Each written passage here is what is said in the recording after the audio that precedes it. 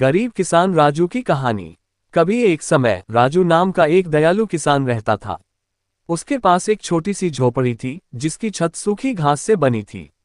राजू बड़ा ही गरीब किसान भी था, पर उसने अपनी गरीबी से कभी हिम्मत नहीं हारी थी। राजू अपने खेतों में बहुत मेहनत किया करता था। उसकी मेहनत से ही इस साल उसका खेत सब्जियों से भरा हुआ था। मोटे लाल टमाटर, कुरकुरी हरी बीन्स और चमकदार बैंगनी बैंगन। राजू हर दिन बहुत मेहनत करता था, अपने पौधों को सींचता था और घास निकालता था। लेकिन इस साल बारिश के बादल लुकाछिपी खेल रहे थे। सूरज एक विशाल गर्म दीपक की तरह चमकता था, जिससे जमीन सूख जाती थी और सब्जियां प्यासी हो जाती थीं।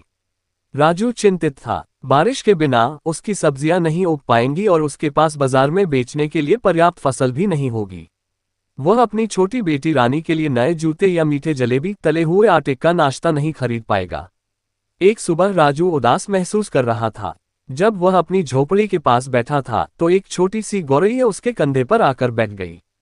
चहचहाट चहचहाट, गौरैया ने सिर झुकाते हुए कहा। मुंह लटकाए क्यों बैठे हो राजू? राजू हैरान था। एक बोलने वाली गौरैया। उसने सूखी जमीन और भूखी सब्जियों के बारे में अपनी चिंता बताई। गौरैया ने धैर्यपूर्वक सुना। चिंता मत करो राजू, वह चहचहाए। मुझे एक गुप्त स्थान का पता है। आम के ऊंचे पेड़ के पीछे एक छिपी हुई धारा बहती है। इसका पानी आपकी सब्जियों को फिर से हरा भरा कर देगा। राजू की आंखें चमक उठीं। उसने गौरैया को धन्यवाद दिया और उसकी बताई हुई बातों का पालन किया। सबसे ऊंचे आम के पेड़ के पीछे उसने एक जगमगाती धारा देखी, ठीक वैसे ही जैसा गौरैया ने कहा था। गरीब किसान राजू की कहानी आम के बगीचे से पानी लेके आता हुआ। राजू ने अपनी बाल्टी को ठंडे पानी से भर लिया और वापस अपने खेत की ओर दौड़ पड़ा। उसने ध्यान से प्रत्येक प्यासे पौधे के चारों ओर पानी डाला। सब्जियां खुशी से चहकती हुई लग रही थीं, उनकी पत्तियां चमकीली हरी हो गईं। कुछ दिनों बाद आखिर बारिश आ ही गई। कोमल बूंदें छत पर टप टप टिपकी, जिससे राजू का दिल खुशी से भर गया। उसकी सब्जियां बड़ी और मजबूत हो गईं, चुनने के लिए तैयार। राजू ने अपने ताजे फल सब्जियां बाजार में बेची। उसकी मुस्कान सूरज की तरह चमक रही थी।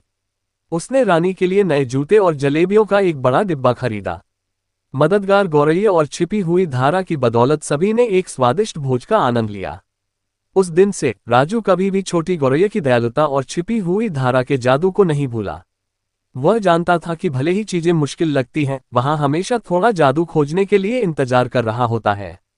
अगर आपको हमारा कंटेंट पसंद आया तो हमारे चैनल को सब्सक्राइब करें, इस वीडियो को लाइक करें और अपने दोस्तों के साथ शेयर करें।